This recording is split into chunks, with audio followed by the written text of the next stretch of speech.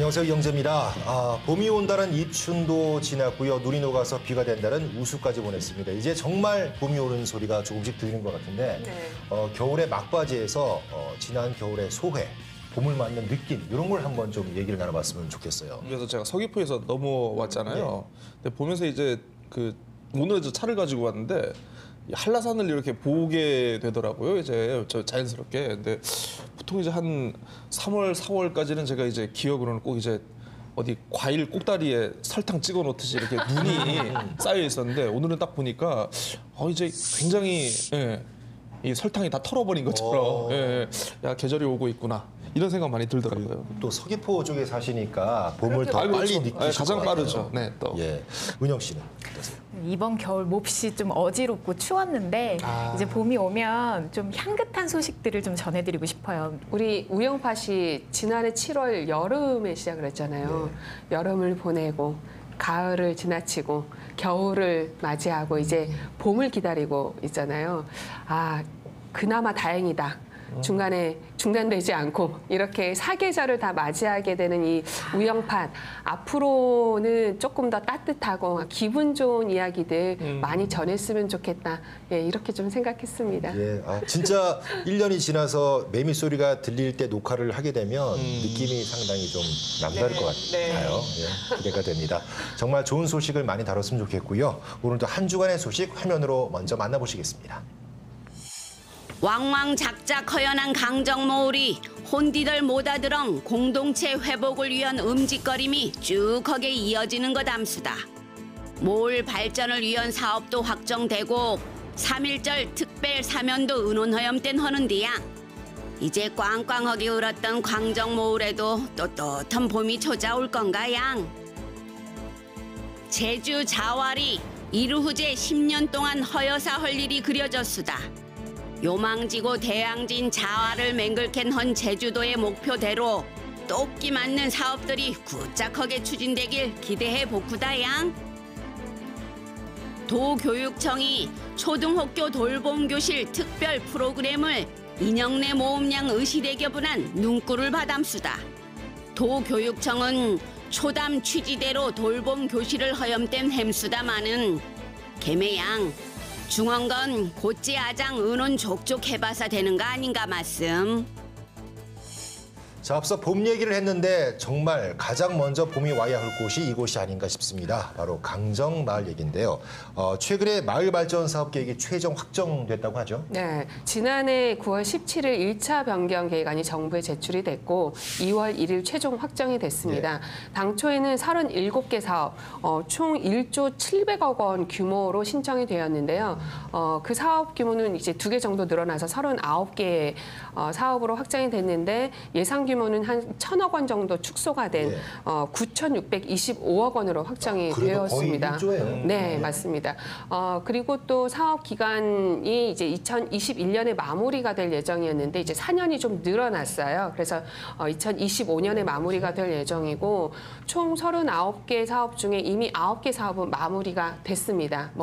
이 강정마을 발전 계획의 목적은 어쨌든 주민의 화합과 상생과 지역 발전인데 제대로 좀 들여다보면은 주민들 건의 사항들도 조금 빠져 있고 또 국비에 대한 비중도 2012년도에 결정된 사항과 변동이 없어요. 그러니까 지방비만 굉장히 늘어나 있어서 제주도에서는 이제 앞으로 6월까지 제2차 변경안을 또 제출을 한다고 하는데 그 내용 안에는 주민들이 건의한 내용도 좀 잘 담아냈으면 좋겠고 또 무엇보다도 강정마을 공동체 회복이잖아요.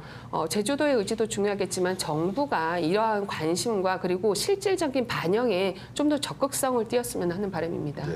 이게 전체적인 사업 덩어리를 놓고 봐서는 그래도 이거 뭔가 좋은 거 해주는 거 아닌가 싶긴 하는데 이게 좀 디테일하게 뜯어보면 이게 과연 우리가 좋아할 만한 사항인가에 대해서는 좀 의문이 좀 드는 부분이 있어요. 그러니까 그 일부 사업들이 유보되면서 좀 약간 어떻게 보면 이게 좀 실망을 준 게 아니냐라는 그런 평가가 있는데 일단은 문재인 대통령 공약 사항이기도 한 그 알뜨르 네. 그 평화대 공원 조성 사업 국방부 반대로 이게 그러니까요. 무산이 됐고요. 그리고 이제 뭐 퇴역함을 활용해 가지고 이제 뭐 함상 홍보관 만들겠다 한 것도 국방부가 아니되옵니다. 예, 반대를 했고 또 이제 국토부 같은 경우에 이제 뭐 진입도로 조금 넓히겠다고 요걸 넣었는데 도시계획도로는 지방 사업이니까 아니되옵니다.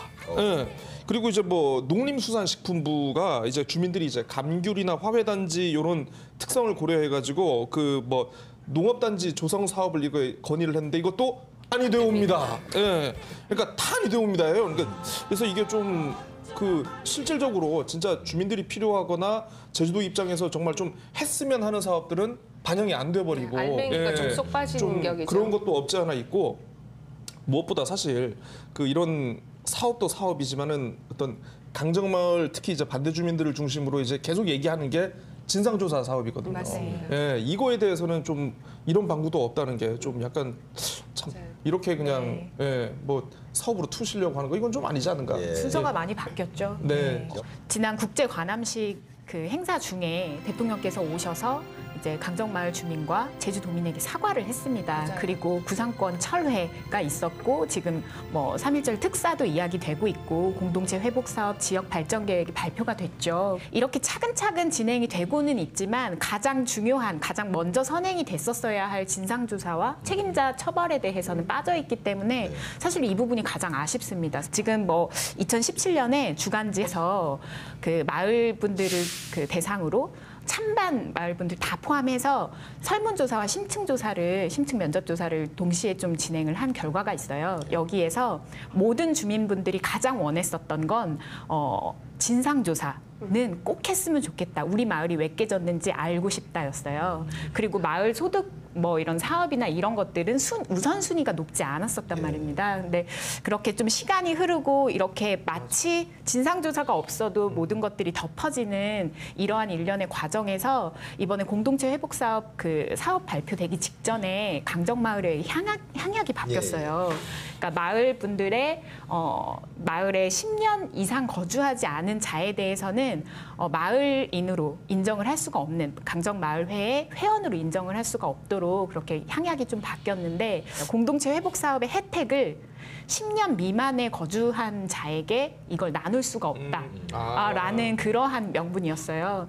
사실상 지역 공동체가 깨진 다음에 지금 이익 공동체로 가고 있는 이런 것들의 좀 반증인 것 같아서 몹시 좀 안타까운 부분이 있는데 계속해서 이렇게 작은 마을들이 국책 사업으로 깨지고 지금 성산도 그러고 있지 않습니까? 그렇지. 이런 것들이 진상조사, 그러니까 강정마을 진상조사를 어떤 그 시작으로 해서 다시는 이런 일이 일어나지 않도록 좀 실체를 파악하는 것들이 제주도민들이 좀 이제 요구해야 될 사항이 아닌가 생각합니다. 고은영 씨 말을 들어보니까 그 과거 역사적으로도 볼 때도 뭔가 큰 잘못이 있으면은 그 가해자에 대한 어떤 진상을 조사하기보다는 맞아요. 피해자들에게 어떤 보상을 해줌으로써 이제 그만 잊어 이렇게 좀 많이 반복돼 왔다는 그런 느낌을 뭐 지울 수가 없거든요. 가장 최근에만 해도 우리 저 그 위안부 합의건만 봐도 진상조사 없이 그냥 이걸로 퉁칩시다 이거 아니에요. 저는 앞뒤 순서가 바뀌기는 했습니다만은 지금 상황에서 대통령이 이제 강정마을 해군기지와 관련해서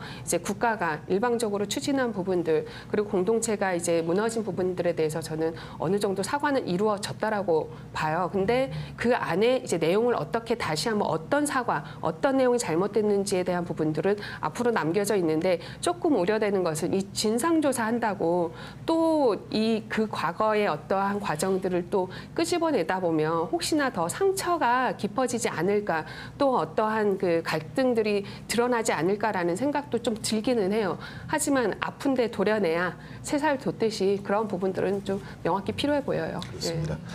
자, 이렇게 그 마을의 눈에 보이는 앞으로 발전도 중요하겠습니다만 특별 사면 얘기를 안 할 수가 없습니다. 네. 26일 국무회의에서 확정이 된다고 하니까 얼마 남지 않았는데 아까 위안부 합의 반대 예, 예. 나섰던 분들 사드 배치 반대 그리고 밀양 손정탑 반대 세월호 집회 이 모든 분들이 지금 명단에 오를 것 같다는 전망은 있거든요. 뭐 일단은 생각 뭐 되시겠죠? 예, 그 12일에 청와대에서 이제 특별 사면 관련해 가지고 이제 브리핑을 하면서 그 얘기를 했어요. 이제 기본적으로 대통령께서 문재인 대통령이 이제 뭐 뇌물이라든가 알선 수재 뭐 배임이나 횡령 같은 거에 대해서는 원칙적으로 이제 뭐 그 사면권을 제한을 하겠지만은 그 외에 이제 어떤 그 이 정치적인 경랑기 속에서 이런 발생한 그런 건에 대해서는 좀 생각을 하고 있다 하면서 현황을 파악 중이라고 하셨어요. 그러니까 이제 강정마을 사면 같은 경우에는 대통령의 공약이시기도 하니까 아마 큰 무리가 없는 한 뭐 되지 않을까 싶은데 이게 또 대상이 어디까지가 될지 맞아요. 그러니까 이게 또 좀 살짝 좀 약간 네. 걱정이 들긴 합니다. 또 그래서 제가 이거 준비하면서 강정마을 분들하고 좀 통화를 몇 분 했어요. 근데 그런 걱정하시더라고요. 이제 다 내용들은 알고 있는데 지금 재판이 끝나지 않으신 분들도 있고 그렇죠. 계류 지금 중인 분들이 네, 계시죠. 그래서 여러 가지 좀 내용상으로도 살펴볼 것들이 있어서 누구는 되고 누구는 안 되고 하면 그건 또 어떻게 하냐 결과가 좀 지금은 좀 무섭기까지 하다라는 얘기를 하시더라고요. 네. 그러니까 총 253명이잖아요. 확정 판결 받으신 분이 199명, 재판 계류 중이 54명으로 그 작은 저 숫자가 아닌 거예요. 그래서 이제 그 안에서도 어떤 부분으로 기준을 정할지에 대해서 검토를 하는 중인 것으로 알고 있는데 지난달 1월 31일 원희룡 제주도지사가 이 사면과 관련된 그 건의문을 발표를 했지 않습니까? 그러니까 2010 좀 너무 뻔하지 않습니까, 이거? 네, 2017년도 12월에도 건의를 한 바 있어요. 그리고 제가 좀 들여다보니까 2014년부터 정부의 이러한 사면에 대한 제주도의 공식 건의가 24차례나 이루어졌는데 수용이 안 됐다고 하더라고요. 저는 아까 제일님이 뻔한 거 아닌가, 보여주기식 아닌가라고 잠깐 말씀을 하셨는데 그렇게 볼 수도 있겠습니다만은 제 개인적인 생각으로는 당연히 응당 지금 이 시기에 제주도지사가 불구하고 해야 된다. 당연히 공식적으로 건의해야 할 최소한의 행동이었다고 생각을 하고 이런 적극성을 가지고 제발 앞으로 그 강정마을 공동체 회복에 좀 신경 좀 많이 써야 된다 이렇게 좀 기대하고 있습니다. 어찌됐건 걱정이 되는 분들이 이제 계류 중인 분들인데 맞아요. 이분까지 좀 어떻게 잘 같이. 결과가 나왔으면 네. 그런 바람이 듭니다. 자, 다음 소식 들어갈 텐데요. 이번 소식은 들어가기 전에 퀴즈를 하나 내드리도록 하겠습니다. 예. 제주 전체 면적 중에 산림이 차지하는 비율이 얼마나 될까요?입니다. 살림은 5조가 넘고는 있습니다만 네, 살림 면적 얘기하시는 거죠? 예. 네. 교청을 무시하시는 겁니다. 교청을 왜 빼십니까? 네. 최소 절반은 될 것 같다. 근데 최근 5년간 얼마나 많은 나무 배연을 했습니까? 그래서 1년간 1%씩 사라졌다라고 쳐서 저는 45%. 45. 네. 예. 저도 방송 준비하기 전에 네. 이 정도는 되겠지라고 생각을 했었던 게 이제 60%였었어요. 60%. 네. 네. 네. 저는 아시겠지만 이런 폭력적이고 정파적인 질문에 별로 대답할 생각이 없습니다. 예. 뭐가 그럼에도 정파적이라는 불구하고 얘기죠? 코멘트 하겠습니다. 좋습니다. 그러면 황당하네. 박주희 씨 45%, 네. 고은영 씨 60%. 정답은 48%입니다. 그럼 제가 잘 맞히시네, 요즘. 지난번에 저번에. 최초 자동차 대수도 자동차 대수 계산을 그렇고. 했잖아요, 예. 제가. 퀴즈의 여왕, 퀴즈의 달인. 꼭대기에 오르십시오. 예. 네. 퀴즈 피라미드의 꼭대기에 계신 분 같아요. 예. 자, 이렇게 제주에 그래도 상당한 면적을 차지하고 있는 게 산림인데요. 맞습니다. 그런데 말입니다. 문제는 이 산림이 얼마나 사라지는가 이게 중요한 거 아니겠습니까? 제가 조사해 봤더니 최근 3년간 마라도 면적의 23배, 지금 마라도가 30헥타르라고 해요. 그러니까 3년 동안 무려 700헥타르 정도 산림이 증발을 해버린 셈이에요. 예. 제가 이런 그 앞서 퀴즈와 통계 말씀드렸는데 왜 이렇게 설명을 자세하게 할 건지 이거는 고지일 씨가 아마 이유를 아실 것 같아요. 네, 그렇죠? 예. 참 이렇게 이 눈빛들이 부담스럽죠. 근데 산림이라는 게 한 번 없어지면은 이걸 다시 원래대로 네. 복원을 하는 조림이 이게 간단한 그럼요. 일도 아니고 네. 굉장히 또 시간이 많이 걸리지 않습니까? 그래서 이제 보통 다른 국가 계획들이 이제 뭐 3년, 5년, 뭐 7년 단위로 짜여지는 것에 반해서 이 그 산림과 관련된 계획은 이게 10년 주기로 원래 산림청이 그렇게 세우도록 되어 있습니다. 그래서 이 그 국유림 종합 계획 자체가 10년 단위로 세우는 원래 그 법정 계획이거든요. 근데 이거는 이제 또 우리 저 제주도는 또 특별 자치도 아니겠습니까? 네. 예, 그러니까 산림청장이 하는 것을 도지사가 이제 대신해 가지고 이제 세울 수 있도록 이렇게 해서 제주만 그런 거를 갖고 있는 거죠. 그래서 이번에 그 나온 그 제 1차 이 국유림 종합 계획이 오는 그 2027년을 목표로 한 그런 계획인데요. 이게 지난 10일에 이제 고지가 됐어요. 그래서 지속 가능한 산림 자원의 관리와 육성 그리고 산림 경영 기반 구축과 안정적인 생산 활동을 지원하고 그리고 건강한 산림 자원의 보전과 관리를 이제 중점 전략 과제로 이렇게 추진이 되고 있다고 합니다. 그래서 아무튼 이때까지는 좀 제주에서 좀 산림과 관련된 어떤 자원의 조성이라든가 활용에 대해서 좀 미미하다는 지적이 많았는데 이런 것에 대해서 좀 본격적으로 하겠다 이런 계획을 내놓으셨더라고요. 예, 계획안에 정말 여러 가지 담겨 있긴 하더라고요. 네, 그 제1차 계획이잖아요. 첫 골격은 정말 중요합니다. 왜냐하면 이게 10년 동안 이루어질 일이고 그것이 계속 이어져 나가야 되기 때문인데 곧잘 매입 그리고 산림복지단지 조성 사업 이 두 가지를 좀 살펴봤어요. 이 국유림과 인접해 있는 곧잘 매입에 대해서 2027년도까지 약 총 540억 원을 투입을 해서 매해 50헥타르에서 60헥타르씩 매입을 한다고 해요. 근데 이 규모가 과연 많은 것인가 이렇게 생각을 해보면 2009년부터 2017년도까지 곧잘 매입이요. 약 한 452헥타르가 이루어졌다고 합니다. 약 한 400억 원이 쓰여졌는데 지금 그 규모로 비교해 봤을 때 과연 제1차 종합계획에 넣을 만큼한 예산의 규모와 면적인지에 그렇죠. 대한 부분 의문이 들고 그리고 부동산 값이 굉장히 올랐잖아요. 그게 그리고 문제입니다. 이걸 매해 50헥타르, 뭐 60헥타르가 아니라 지금 늦어버리면 이거는 되돌릴 수가 없기 때문에 저는 차차 할 것이 아니라 이거는 서둘러 면적과 예산을 규모를 굉장히 확대해야 된다고 그러네요. 생각이 들어져요. 더 오르기 전에 차라리 그냥 한꺼번에 많이 해버리는 그리고 게. 굉장히 노력을 기울여야 될 부분이고 그것이 이 지속 가능한 보존의 핵심이라고 저는 생각을 합니다. 그래서 도의 조정이 이러한 내용에 대해서 조정이 반드시 이루어져야 되는데 안 되면 도의회에서라도 이러한 부분들이 적극적으로 조정이 될 수 있도록 노력을 기울여야 된다고 봐지고 다음은 산림복지단지 조성 사업이에요. 말만 들어도 뭐 또 맹그럼구나. 예, 단지를 만드는 거예요. 산림 자원을 활용해서 산림 치유, 산림 교육, 산림 체험을 한다는 것인데 여기에도 숙박 시설이 들어갑니다. 네, 100에서 150호의 숙박 규모와 편의 시설을 조성을 한다고 하는데 예산 규모도요. 국비가 175억, 지방비가 177억, 352억 원이에요. 이 돈 저는 다 곧잘 매입에 다 쏟아부었으면 좋겠는데 일단은 지금 제주도에 휴양림 4곳이나 있잖아요. 그 안에 숙박시설이 다 있어요. 이 4곳의 숙박시설이 하루에 최대 692명이나 이용할 수 있다고 합니다.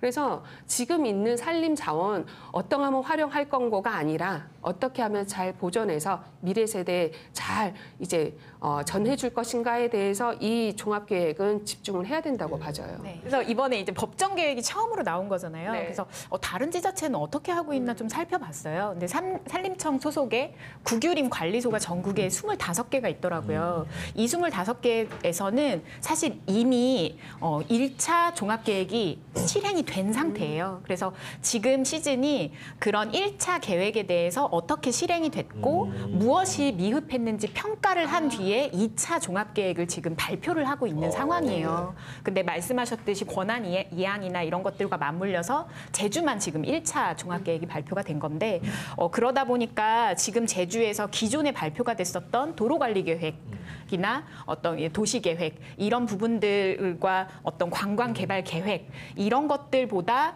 이 법정 계획이 후순위에 지금 발표가 된 거죠. 그래서 이게 부서 간 조율이 잘 될 건가? 언밸런스한데요. 네. 인정인 거죠. 그래서 말씀하셨듯이 이런 부분들을 도의회에서 환경도시위원회에서 정말 지속적으로 10년 동안 체크를 해야 되는 사안이다. 제가 좀 구체적으로 사업을 살펴본 게 안 겹쳐서 너무 다행인데 네. 저는 수목장이랑 국가정원 사업을 네, 좀 네, 살펴봤어요. 이게 보통 육지에서는 사설 수목장 시설들도 많아서 수백만 원을 호가하는 그런 시설들도 많은 상황이에요. 그래서 이렇게 제주에서는 공공 부문으로 시작을 하는 이런 경영 부문에 대해서는 저는 적극적으로 좀 찬성을 하는 바이고 이게 환경 파괴도 최소화하는 방향이거든요. 그래서 이런 부분은 조금 더 좀 그 시도를 해야 되는 부분이 있고 또 국가정원 사업 같은 경우에는 몇 번 논란은 됐습니다만 최종 계획은 무령아리 주변의 목축 문화를 그대로 유지하면서 좀 이제 경관을 좀 유지하는 이런 방향으로 지금 발표가 좀 사업 계획이 됐는데 이거 좀 살펴보니까 일자리가 뭐 600명 이상 창출이 될 것이며 하는 기대 효과들이 있어요. 근데 이게 좀 국가 정원 사업은 사실상 식물의 종보존이나 교육 부문에 많이 중심이 좀 맞춰져 있고 그런 경제적인 효과에 대해서는 아주 부가적인 효과로 많이 이제 이야기를 하게 되는데 이제 목적성이 좀 불분명한 거죠. 첫 단추 잘 끼워야 될 것 같아요. 네. 예. 자, 다음 소식은요. 자녀를 갖고 계신 특히 또 맞벌이 부부이신 분들이 공감하실 그런 내용인데 초등 돌봄 교실의 특별 프로그램 폐지 소식입니다. 저도 좀 헷갈리더라고요. 돌봄 교실도 있고 네. 또 방과후 학교가 있는데 이게 학교도 돌봄 교실과 어떻게 다른 건지 또 그중에 특별 프로그램은 도대체 뭘 얘기하는 건지 모르겠거든요. 어렵지 않아요. 네. 그 초등 돌봄 교실은요. 일단은 저는 학부모님들은 좀 아실 것 같아요. 초등학교 저학년 대상으로 1, 2학년을 대상으로 해서 정규 수업 이후에 돌봄이 필요한 학생들을 대상으로 하는 겁니다. 그러니까 여기에는 이제 그 돌봄 교실 운영도 해야 되고 학생들 보육도 하는 돌봄 전담사가 있으세요. 예. 전담 선생님들이 있으시고 또 이 교육의 질을 높이기 위해서 방과후 프로그램 말고 이 돌봄 교실 안에 매 1시간씩 뭐 음악이라든가 미술이라든가 체육 활동이라든가 그래서 전문 강사분이 운영을 하는 특별 프로그램을 진행하는 거예요. 적극적인 거군요. 네, 그냥 네. 돌보기만 하는 게 그렇죠. 아니고. 그래서 근데 갑자기 교육청에서 이 돌봄 교실 안에서의 특별 프로그램을 폐지한다라고 해서 저도 굉장히 놀랐거든요. 취지를 어떻게 봐야 될지는 이제 또 이것과 관련된 이해 당사자분들이 워낙 또 이제 여럿이다 보니까 예. 한쪽 면에서 바라보는 것과 반대쪽에서 바라보는 그럴 건 수 좀 약간 있죠. 다를 수는 예. 있어요. 그래서 그 올해 초에 이 돌봄 전담사분들의 근무 시간을 기존에는 이제 하루에 이제 4시간이었는데 5시간으로 늘리는 것이 이제 그 결정이 됐다고 해요. 그래서 그리고 또 이제 방과후 학교 프로그램에 참여하는 학생들이 많고 특별 프로그램에 대해서는 사실 좀 참여하는 학생 수도 적었고 그리고 이제 그 돌봄 교실의 이제 본연의 취지 자체가 놀이라든가 휴식 그리고 이제 아이들의 인성을 키우는 것이기 때문에 더 이상 특별 프로그램이 필요하지 않다라는 게 이제 이 폐지의 설명입니다. 다만 이제 그 특별 프로그램에 이제 참여를 했던 분들이 또 이제 여러분들이 계시고 뭐 교육의 취지도 좋습니다만은 또 그분들에게는 또 어떻게 보면 이제 이게 또 생계 문제일 수도 있는 거 아니겠습니까? 그래서 좀 어떤 의견 수합이라든가 좀 이런 과정이 좀 좀 부족하지 않았나 이런 비판이 나오고 있는 것 간단치 같습니다. 않은 문제 같습니다. 좀 후배가 좀 이거 관련해서 강사인데, 그러니까 학년별로 정말 공을 들여서 수업 준비를 한다고 해요. 그 공을 들여서 뭐 오늘은 뭐 이 수업, 내일은 이 수업 뭐 이런 식으로 계속 준비를 하는 교육자의 마음으로 항상 참여를 했었는데 이렇게 일방적으로 통보를 받은 것에 대한 반발도 지금 있는 상황이고요. 돌봄 전담사가 교육청과의 협의를 통해서 뭐 그런 그 노동 시간을 보장을 받고 한 것과 이렇게 특별 프로그램이 폐지가 되는 것은 사실 뭐 취지 뭐 맨 처음에 취지는 감안을 하더라도 사실 두 개는 어떻게 보면 전혀 별개의 문제로 좀 볼 수 있지 않나 이런 생각을 합니다. 돌봄 그 교실은 일단은 휴식과 놀이에 초점이 맞춰져야 되는 건 저는 좀 동의합니다. 왜냐하면 초등학교 1, 2학년들 대상으로 하는 거거든요. 그리고 어찌 보면 전문적인 프로그램은 아까 말씀하신 방과후 활동하고 연결될 수도 있다고 생각을 해요. 하지만 우리가 계속 문제점은 돌봄의 전문 선생님들하고 전혀 전담 선생님들하고 의논을 하지 않았다라는 거예요. 교육청 입장에서는 그러한 상황에서 일단 1시간도 늘리고 정규직으로 전환을 했으니 정말 선생님의 보통 학교의 선생님들처럼 어떤 그런 준하는 어떤 이런 활동들을 하십시오라고 교육청은 보장을 해줬다라고 생각을 할 것 같아요. 근데 중요한 것은 전혀 의사소통이 없었다라는 거죠. 그래서 앞으로 지금 제주도에서 이 돌봄 교실과 관련돼서 계속 신청자는 많아지고 교실도 없고 전담사들도 없어가지고 이게 운영이 되고 있지 않은 상황이라고 한다면 교육청이 학부모들 좀 안심하고 아이들 보낼 수 있고 맡길 수 있고 또 아이들 입장에서도 좀 이렇게 혼란 없도록 충분한 대화를 좀 지금이라도 좀 빨리 했으면 좋겠습니다. 어느 분야에서나 소통이 정말 필요하다는 것을 다시 맞아요. 한번 느끼게 됩니다. 네. 자꾸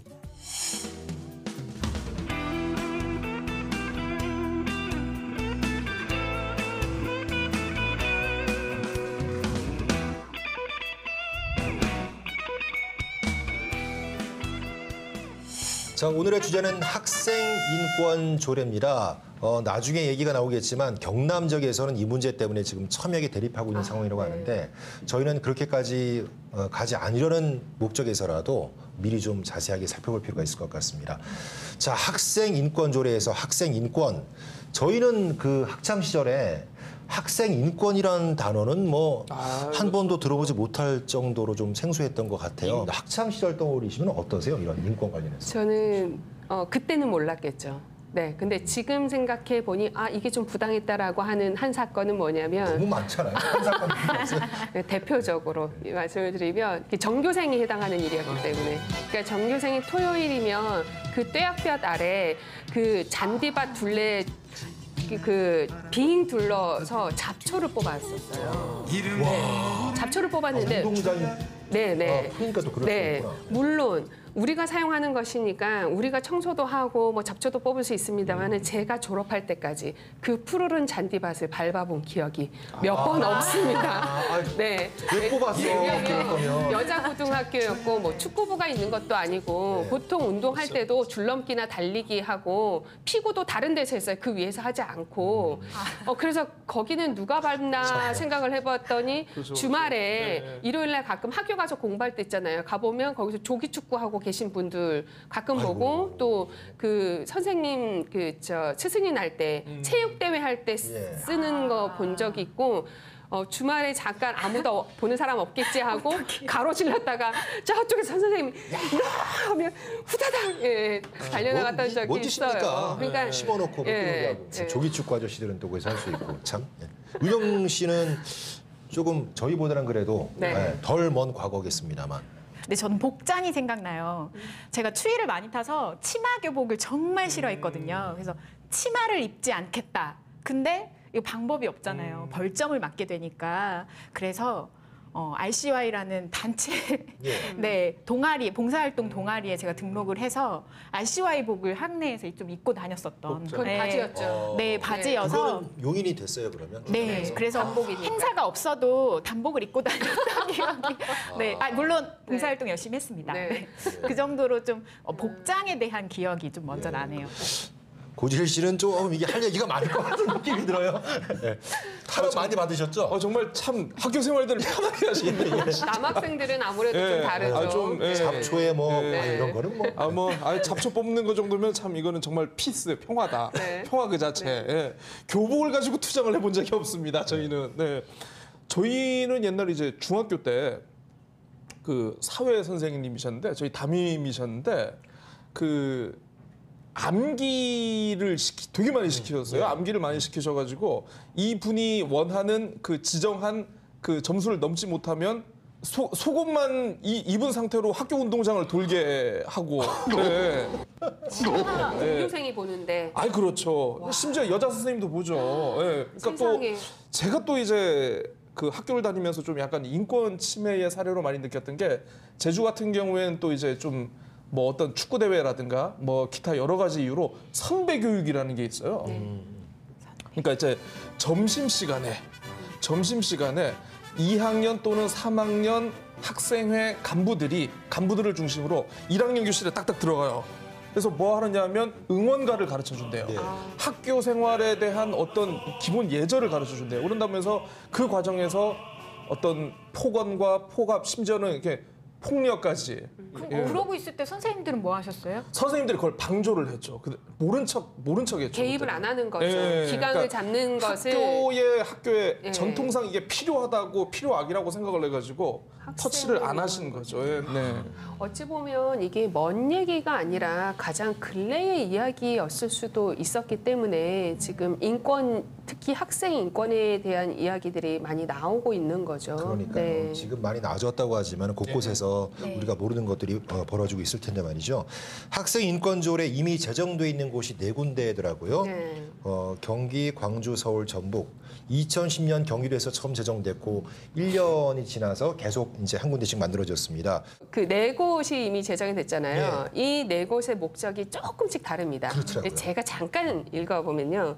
경기도 처음으로 제정이 된 경기도의 경우에는 학생의 인권이 학교 교육 과정에서 실현될 수 있도록 함으로써 인간으로서의 존엄과 가치 및 자유와 권리를 보장받는 것을 목적으로 한다. 예. 광주광역시의 경우는 인권이 존중되는 학교와 지역 사회를 실현하는 것을 목적으로 한다. 그러니까 학교 밖까지 나가는 거예요. 지역 사회를 실현하는 것을 목적으로 한다.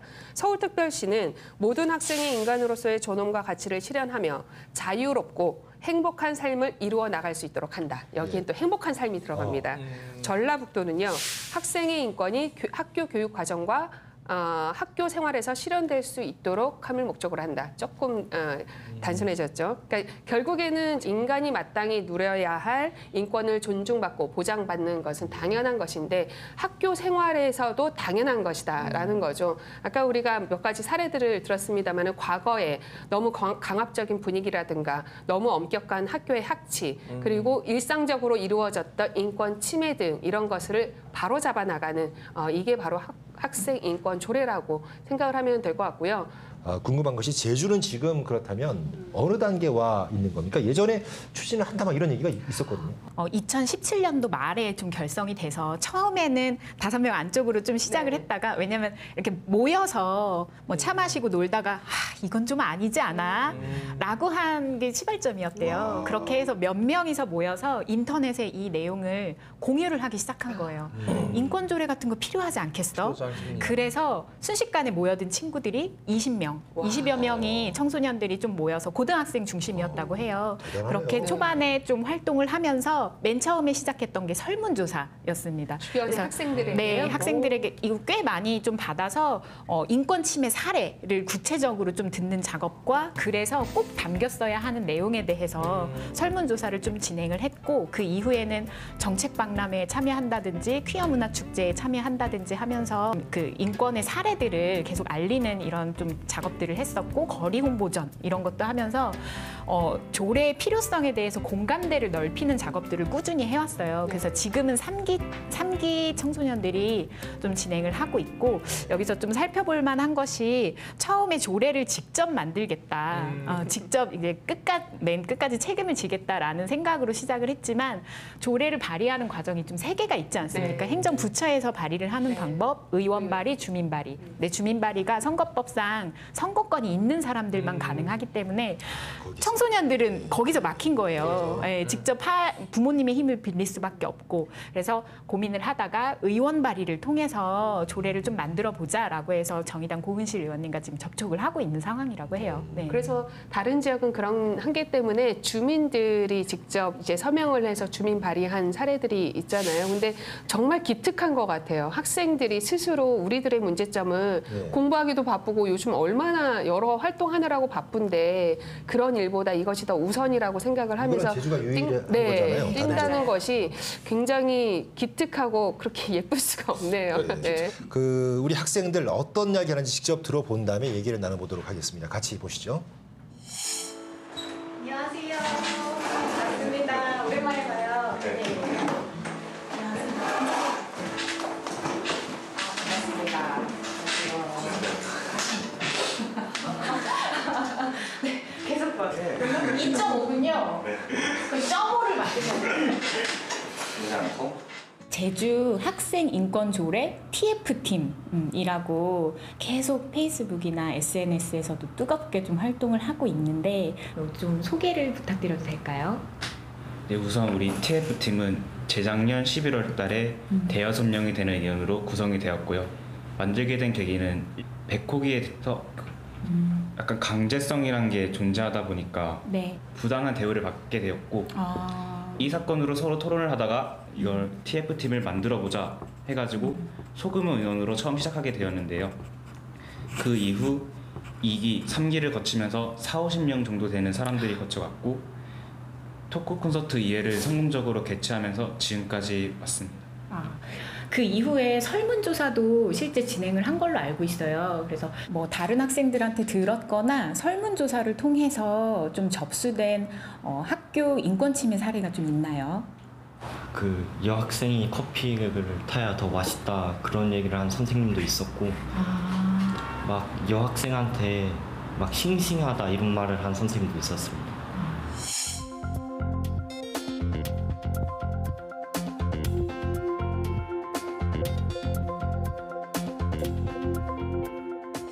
이렇게 조례를 만드는 과정에 학생들의 참여가 꼭 필요하다고 생각하는 이유가 있다면 좀 들려줄 수 있나요? 학생 의견이 제일 많이 반영돼야 저희들의 가장 많이 효과를 받으시고 그에 따른 부작용도 제일 적을 거라고 생각되기 때문에 그렇고요. 학생들이 주도적으로 그 활동해가지고 학생들이 만들어 나가는 그런 조례가 됐으면 좋겠다는 바람으로 이렇게 그 TF를 결성하게 된 이유이기도 하거든요. 그렇다 보니까 그래도 학생들이 의견을 최대한 많이 받아서 그걸 조례에 가장 많이 반영시키는 게 중요하다고 생각하겠습니다. 그러면 그 TF 활동을 하는 것에 대해서 주변 분들은 어떻게 좀 이야기하시나요? 우선 친구들은 막 평소에도 약간 불만이 많았다 이러면서 공감도 좀 많이 해줬고요. 그 어른들은 흔히 말하는 부모님이나 선생님들은 막 어린 나이에 자기도 이런 걸 생각하지 못했는데 하는 너희들이 막 대견스럽다고 얘기 많이 했습니다. 그럼 앞으로의 좀 활동 방향에 대해서 바람이 있다면 한 가지씩만 이야기해 주시겠어요? 앞으로는 저희가 이번 방송 같은 것을 기회로 많이 알려지고 그에 따라서 사람들이 특히 학생분들께서 이 TF팀에 정말 적극적으로 참여해 주셔가지고 조례를 만드는데 많은 도움이 됐으면 좋겠다는 생각을 가지고 있습니다. 솔직히 대한민국 교육계를 보면 학생들이 약간 가축의 등급제도처럼 등급을 매기고 제일 좋은 최상품을 좋은 가격을 매기고 아주 좋은 곳으로만 가고 밑에 있는 학생들은 자신의 중요한 본질도 깨닫지 못한 채 따로 동떨어져 있는 그런 교육계이다 보니까요. 네. 저는 이 점을 극복하고 학생들이 자신이 제일 잘할 수 있는 것을 찾아서 더 멋진 대한민국을 만들 수 있지 않을까 이렇게 생각합니다. 학생들의 포부도 대단하고 일단 그 주변에서 격려해주는 어른들과 친구들이 있다는 게 그래도 마음에 녹이 나는데 또 들어보니까 아직도 이런 일이 있구나 하는 것도 있어요. 예, 어떤 걸 느끼셨어요? 제가 어렸을 때도 학생다워야지 이 소리 많이 들었던 것 같아요. 학생답게 하고 다녀라. 그런데 제가 어른이 되니까 제가 어느새 아이들한테 학생다워야지라고 얘기를 하고 있더라고요. 그러니까 어찌 보면 일상적으로 이런 이야기들이 불거지지 않았다라고 한다면 우리 어른들이 계속 그 잘못된 시각, 그러니까 다양성과 창의성들이 굉장히 아이들한테는 중요한데 그런 것들을 계속 우리들의 시선으로 틀에 가둬놓은 것 같아요. 이제 그런 부분들부터 저부터 바꿔줘야겠다 이런 생각이 좀 들어지고 다시 한번 이런 활동들을 하는 학생들 응원하고 또 우리 어른들의 역할 정말 그 어느 때보다 중요하다는 생각이 들어요. 은영 씨는 또 직접 네. 얘기를 들으셨으니까 느낌이 남다르실 것 같아요. 네. 그 영상이 차마 담지 못한 이야기들도 많아요. 여학생들이 다니는 혹은 이제 남녀공학이라든지 이런 부분에서는 사실상 학내에 대한 부분이라기보다 교육자와 학생 간의 그 좀 기울어진 위계 질서에서 나오는 그런 인권 그 침해 사례들이 많았어요. 뭐 단순하게는 복장에 대한 이야기들도 있지만 아까 들으셨겠지만 어떤 정말 학생에게는 해서는 안 될 그 대상화시키는 어떤 성차별, 성폭력의 발언들 이런 것들이 있는데 이게 지금 전국적으로 계속 미투 열풍이 일어나면서 스쿨 미투 그렇죠. 캠페인이 계속 일어나고 있어요. 그래서 좀 이런 스쿨 미투 열풍으로 보면 좀 우리가 어른들은 미처 알지 못하는 그 학내에 정말 폐쇄적이고 성차별적인 요소들도 지금 많이 노출이 된 그렇죠. 상황들이 많다. 이것들을 어떻게 보호할 수 있느냐. 학생 인권 조례다. 이런 움직임이라고 좀 볼 수 있고 현장에 물론 좋은 선생님들도 많이 계시죠. 이거 계속 멘토처럼 후방 지원하시는 선생님도 만나보고 했었는데 그런 분들 물론 계시고 한데 이게 교권 침해 부분이 아니라 그런 기울어진 너무 지나친 위계 질서를 좀 조정하고 서로 보호하고 존중할 수 있는 조례라는 걸 좀 다시 짚고 싶습니다. 작년 11월에 그 교육행정 질문에서 이제 그 정의당 고은실 의원께서 이제 학생인권 조례 제정안에 대해서 이제 질의를 했어요. 그래서 그때 보니까 그 이성문 교육감께서 그때 이제 답변을 하셨는데 제가 회의록을 좀 찾아봤어요. 학생인권조례 제정과 관련해서는 이미 9대 의회 때 학교 보호 조례라는 게 통합적으로 제정된 게 있고 예. 각각의 영역에서 자기의 권리를 조례로 인정받기 위한 욕구들이 있다.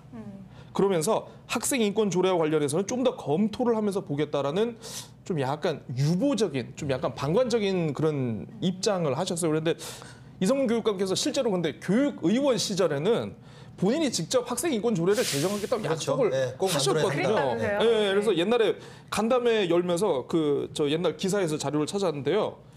행복 추구권이 단지 학생이라는 이유만으로 보장받지 못하고 있는 측면이 있다.